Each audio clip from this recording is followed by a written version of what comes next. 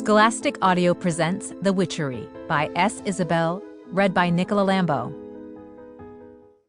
But in a room full of witches, the air pulsed with their presence. He patted his pocket.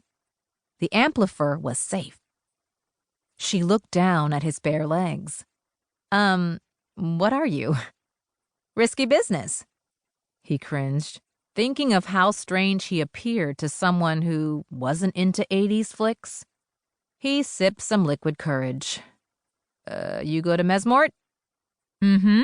I'm new. That's why I have no idea who you are. Mesmortes students keep to themselves. I shouldn't be talking to you, she laughed. Why not? The witch smiled, smug and relieved, like she was happy to have to explain it to him. It's the first rule of Mesmortes, no hammersmiths.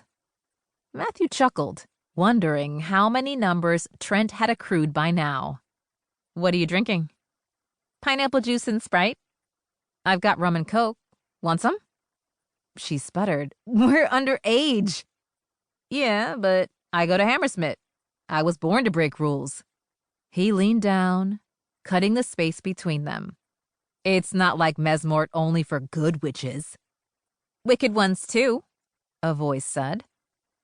Another witch.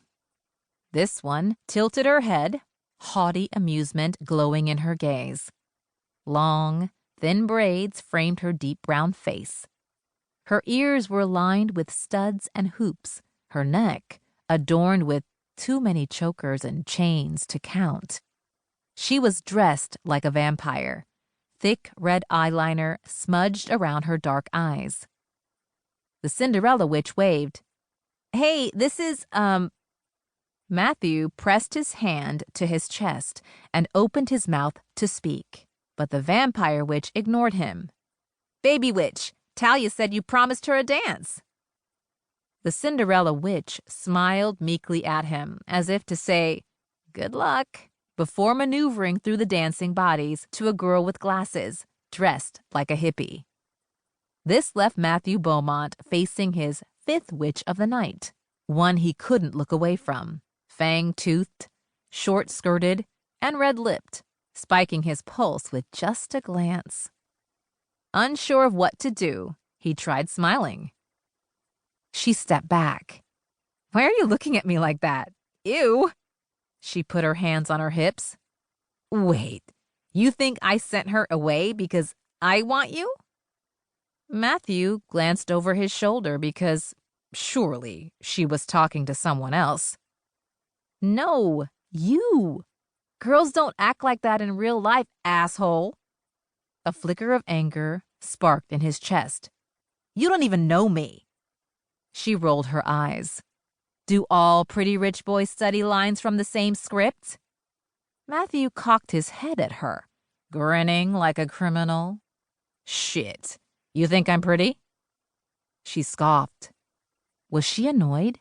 Amused? Matthew decided he didn't care. It must be tiring being so mean to strangers. Meanness is my lifeblood, actually. He backed away, remembering his manners. Enjoy your night. She glided past in those too high heels, slightly brushing against him, grazing his hand with hers. His flesh burned, his stomach roiled.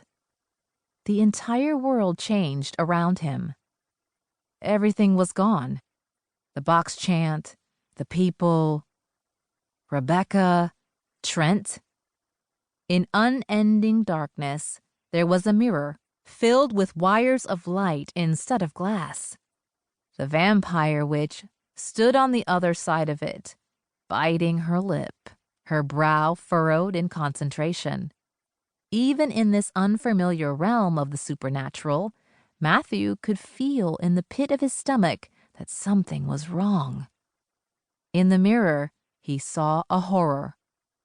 The witch looked at him, confused, furious. A trickle of her blood and a twitch of her wand, and they were pulled back, as if someone had simply flipped a switch. No one seemed to notice. It had felt like a few minutes in that whatever that was, but had only been a second in the box chant.